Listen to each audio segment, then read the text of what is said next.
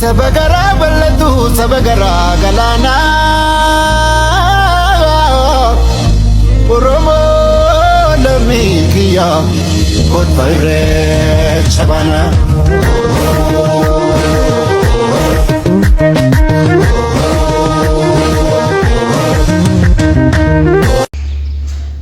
Eka kabajamtoota hordoftoota keenya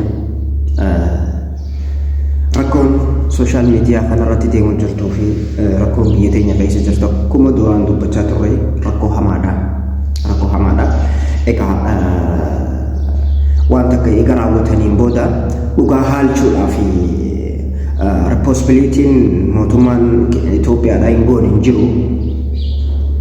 Maaliif jetta yoo jette fakkeenyaaf yeroo hedduu eega waa balleessanii yookaan ammoo waa badiin booda fakkeessuudhaaf waan raawwatu ulfaatu jira. Qaayisaa ta'uu artistiin maqaa qabu, artistii jaalatamaan, artistii Oromoo kabaju, Oromoon jaalatu haadha manaa isaa osoo waan feetee taate waan fudhatamu jechuu qiyya waan sirriiti. Okay, tanammoo ifi fajjeeftee jaani nama ifi fajjeesisu garuu artistii jechuun artistii ummataati. Sanifu gama sanii ilaalmaan yoo taatellee namoonni tokko hubannaa malee waan haasa'aniitu jira jechuu qiyya. Haa ta'u oduun takka ta'ammaan tana bahuu jirtu karaa sooshaal miidiyaatirraanii riilii wanni mul'atu jechuudha. Egaa yeroo hedduu agaamiin isarrattis godhamaa jirti. Akka deemamuu hin qabne dhaabsuudhaaf danda'u jireenya keetiif gaariin ta'u tokko wanti inni wanta kan ol baasuu dideef iyyuu anaafillee ta'uu danda'a sii galee jira. Doorsisa adda addaa anaaf diraamaa baay'eetu jira jechuudha. Haala kanaan diraamaa baay'eetu jira jechuudha. Diraamaa baay'eetu jira dhuunfaadhaan doorsisa naaf erganii even torban tokkoof hamma ani mana kiyyaa gadi ba'uu hin dandeenye tokko.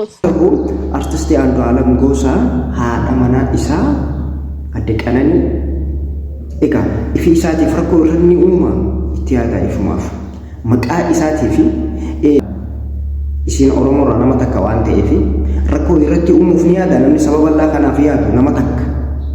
Kanaafu Andu'aalam Gosaatii haadha manaa isaa akkasii yoo jettanii xiqqishoo jira doorsisni tokko Andu'aalam irratti jira. Doorsisni jira even an namoota doorsis akkana adeemsisaniyyuu beeka dubbachuuyyuu danda'a waa tokkoyyuu rakkoon qabu baay'izawwee asiinis dubbachuu danda'a. Doorsisni yoo jedhamu Andu'aalamii Qananii doorsisamoo maalidhaan? Lakki isaan lamaan gidduu rakkoon tokko hin jiru rakkoon an arge tokko hin jiru amman beeku arsattii dhibbayyuu beeka jechuun dandeessa waanuma tokko bakka.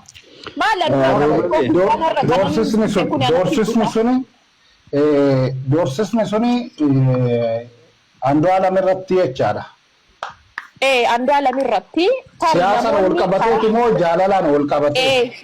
Mootummaa iddoo al tokko model al tokko wanti isheen amma kaastan xiqqoo ishiin beeka yaadaan na deeggaruu dandeessi makiinaan isaa jalaan miidhamee ture torbee darbe. Yeroo sana. Dhugaa kee lubbuu isaatu ba'e tasa geenyee lubbuun isaa ka baraarame tubboo keessa seeneeti tubboo keessatti lubbuun isaa baraarame.